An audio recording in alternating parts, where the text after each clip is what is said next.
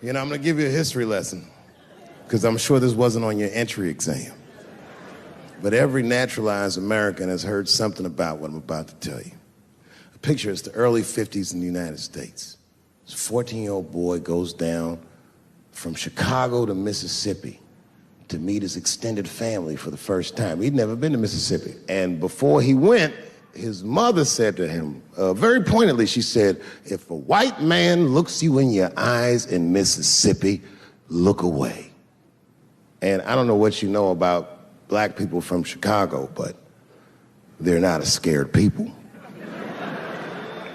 Legend has it, he was in front of a convenience store, hanging out with his cousins, having a good time, and a white woman walked out of the store, and he thought she was pretty, and he said, bye, baby, not realizing that he had just made a fatal mistake.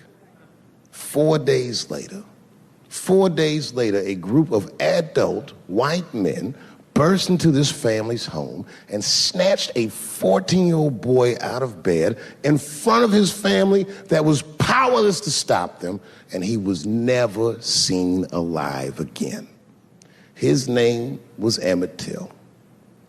They found his body maybe a few days later. It was in a creek, tied to a wheel so it would sink, horribly beaten and bloated. Hideous.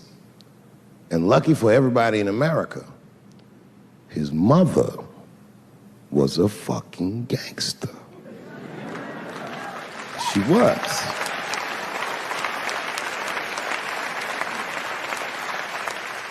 If you can imagine, in the very midst of a mother's worst nightmare, this woman had the foresight to think about everybody. She said, leave my son's casket open. She said, the world needs to see what they did to my baby. And every publication here in the United States, from Jet magazine all the way to the New York Times, had this boy's horribly bloated body on its cover. And if our civil rights movement was a car, this boy's dead body was premium gas. This was a very definitive moment in American history where every thinking and feeling person was like, ugh, we gotta do better than this. And they fought beautifully, and here we all are.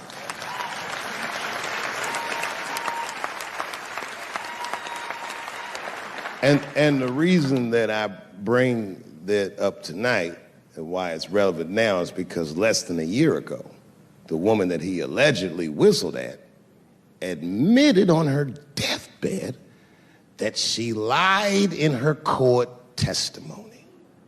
And you can imagine when we read that shit, we was like, ooh, you lying ass bitch. Was furious. But that was my initial reaction. And initial reactions that we all learned as we get older are often wrong or more often incomplete.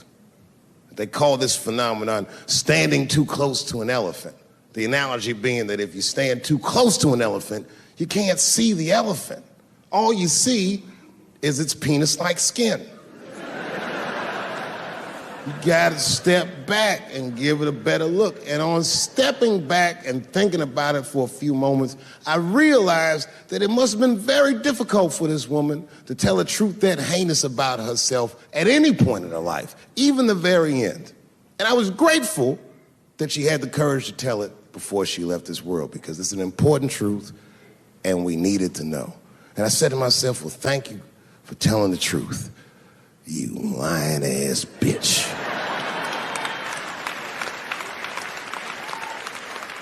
And then time goes on, and then after time, you can kind of see the whole elephant.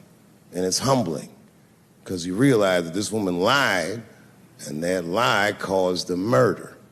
But that murder set in motion a sequence of events that made my wonderful life possible, that made this very night possible. How could this be that this lie could make the world a better place? It's maddening. And that's how I feel about this president. I feel like this motherfucker might be the lie that saves us all. Because I have never felt more American than when we all hate on this motherfucker together. Jesus Christ. It's good. And when it happens, I can see everybody that's struggling. So if I'm on stage and I tell a joke that makes you want to beat up a transgender, then you're probably a piece of shit and don't come see me anymore.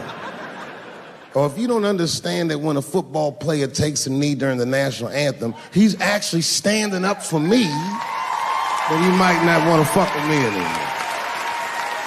But I swear, no matter how bad it gets, you're my countrymen, and I know for a fact that I'm determined to work shit out with y'all. And if that woman that said that heinous lie was alive today, I would thank her for the real reason that's been percolating, and it really is the crowd, not you. I'm talking about the crowd on the big stage. It's too hard to entertain a country whose ears are so brittle. Motherfuckers are so sensitive, the whole country is turned into bitch-ass niggas.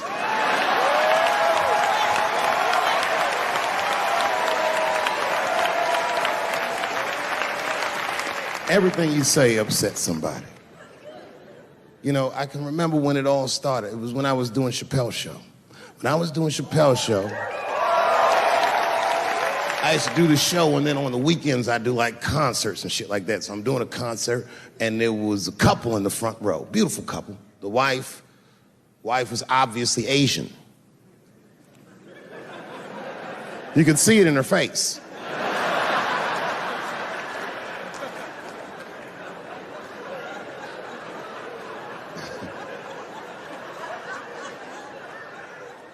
The husband, this motherfucker was mysterious, to say the least.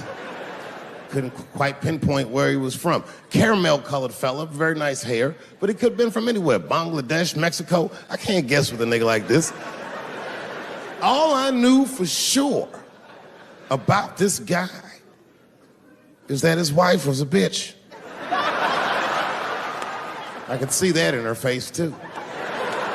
No, he was laughing and having a good time, and she was scowling at me at a goddamn comedy show. I couldn't figure it out.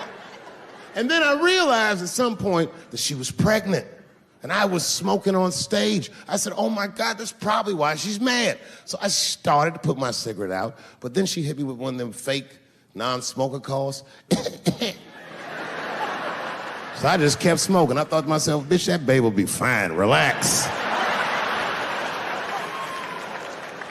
And I tried to break the tension. I just asked her. That's all I said. I go, hey, where are you guys from anyway? And I could tell that she was on to me. She goes, very condescendingly, she says, I'm from California. If you're asking my ethnicity, I am Chinese. And her husband was just cool about the shit. He was like, I'm Mexican, bro. I said, well, I'm sorry if I offended you by asking, but you're a very beautiful couple. And miss, there's no question that you're gonna give birth to the hardest working baby this world has ever seen.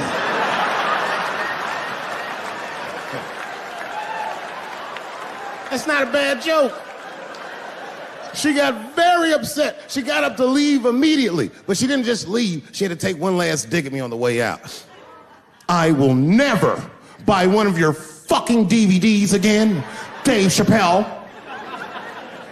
I said, ma'am, with all due respect, Chinese people don't buy DVDs.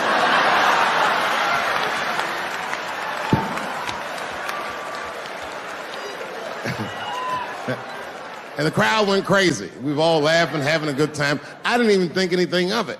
And then just 3 days later, this lady sends a fucking letter to my promoter telling him not to book me for shows anymore because I was, quote, racist, and I'm quoting her, insensitive to the nature of my interracial marriage. I was like, word, bitch, I was.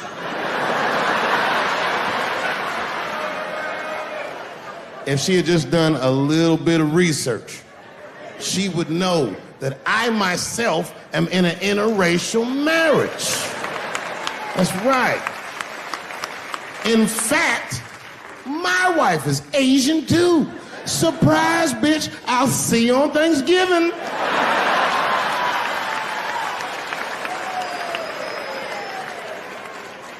But my wife's not Chinese. She's Filipino. That's right. And our kids are Puerto Rican somehow, so there you go. Under the name Charles Edward Cheese.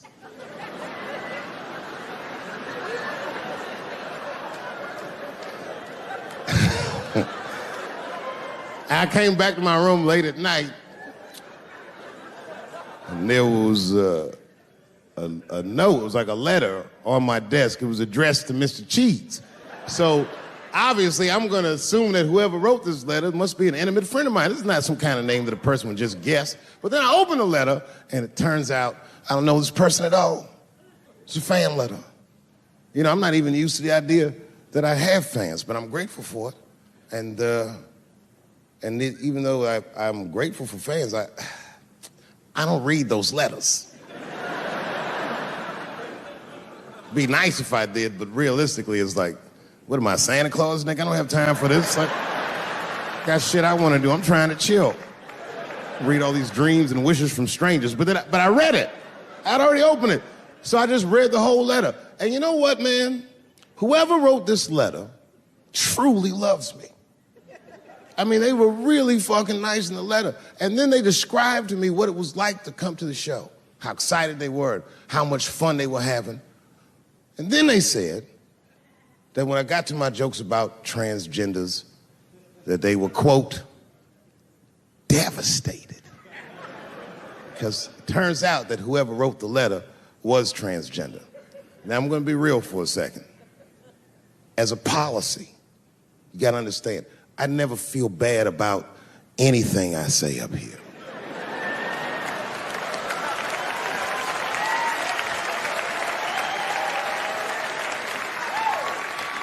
And I would never admit this to you if I hadn't locked your phones up. But it was the weirdest thing. Like, when I read this letter, the shit made me feel bad. I didn't feel bad about what I said, you understand? I felt bad that I made somebody else feel bad. To be honest, I don't even know what I said that upset that person. I have so many transgender jokes.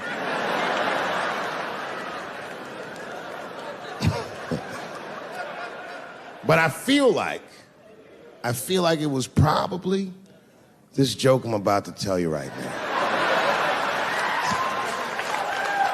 And it's not even that bad of a joke. It's a true joke. I mean, it's not true, but I had read in the paper that Caitlyn Jenner was contemplating posing nude in an upcoming issue of Sports Illustrated. And I know it's not politically correct to say these things, so I just figured, fuck it, I'll say it for everybody else. Yuck.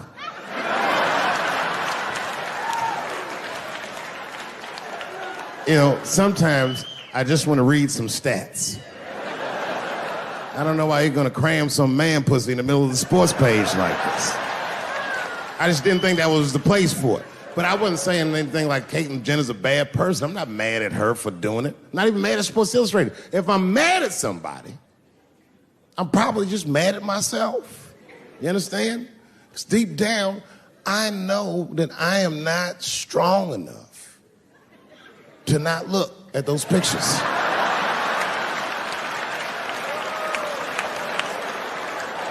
And I don't think I'm ready to see what she's trying to show me. So Caitlyn, God damn it, if you go through with this thing, bitch, you better go hard or go home. I want you to go all the way. Hustler style. Do you know what hustler style means, miss? That means spread the lips.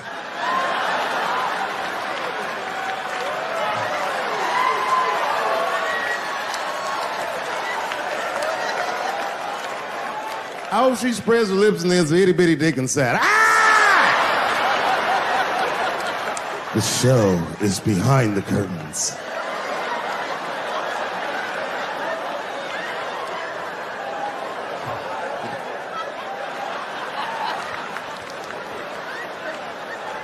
I don't know what I said that upset that person.